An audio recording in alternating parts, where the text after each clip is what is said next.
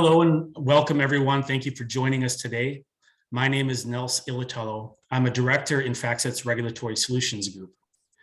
In my role, I focus on financial sector regulation, especially regulatory change that intersects with our clients' products and data.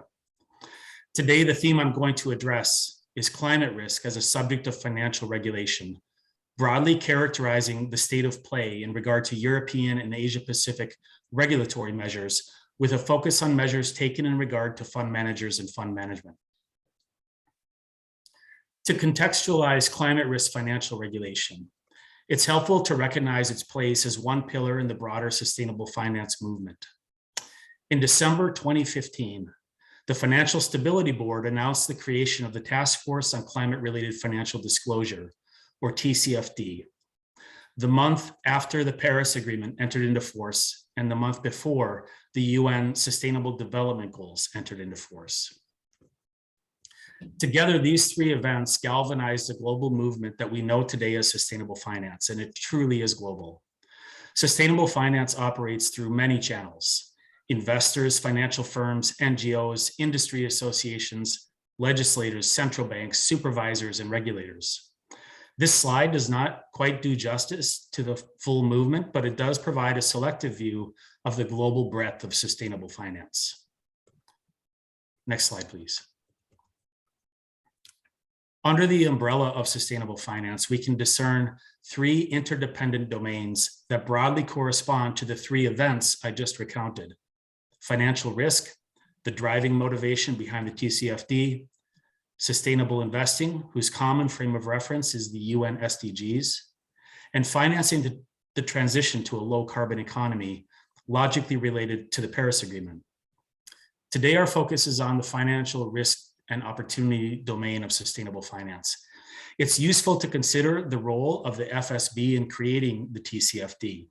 As many of you know, the FSB was formed in 2009 in the crucible of the 2008 global financial crisis, with a mission to promote global financial stability through three primary processes: vulnerabilities assessment, policy development, and implementation monitoring.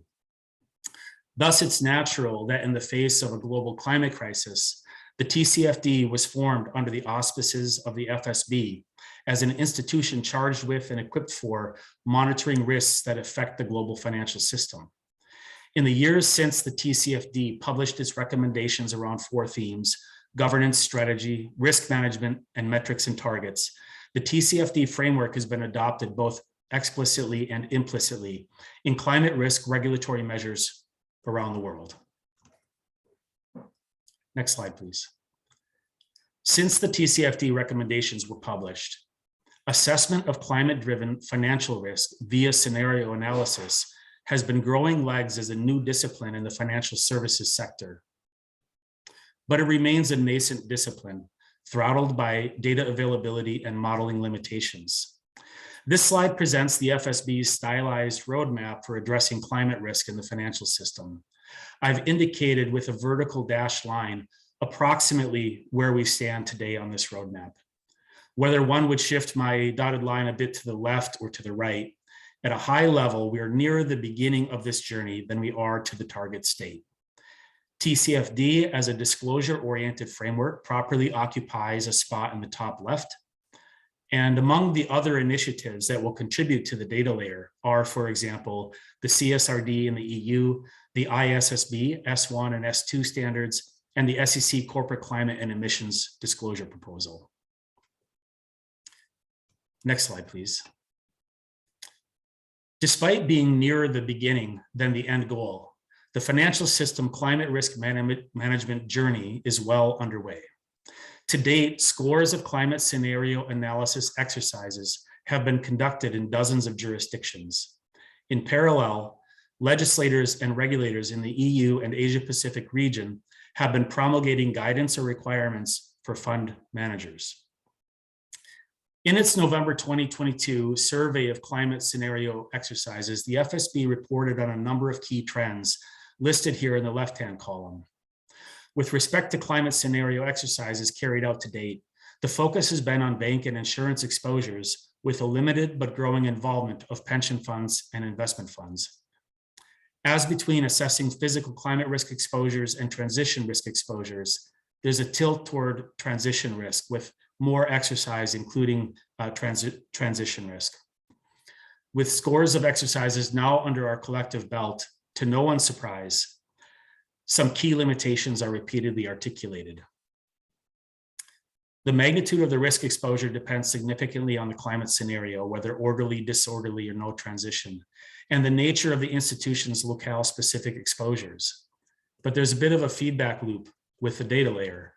Magnitude of risk exposure is generally understood to be underestimated due to pronounced data and modeling limitations. Appropriately, due to these known limitations and nascent state of scenario analysis as a risk discipline, most fund manager risk guidelines remain principles-based, as indicated here with the arrow graphic.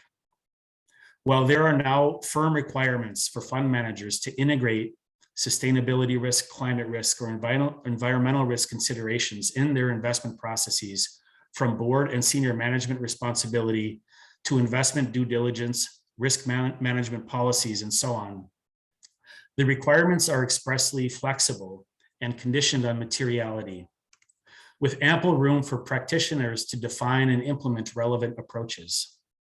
In terms of scenario analysis, it's fair to say that regulatory pronouncements encourage the exercise and are realistic in conditioning requirements on relevance, validity, and materiality. Next slide, please. In both the EU and Asia Pacific region, a regulatory watershed has been crossed.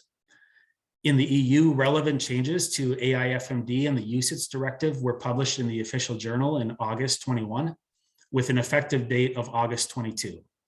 These changes layered sustainability risk integration requirements into a range of existing requirements across general, organizational, governance, due diligence, resources, conflicts of interest, and risk management.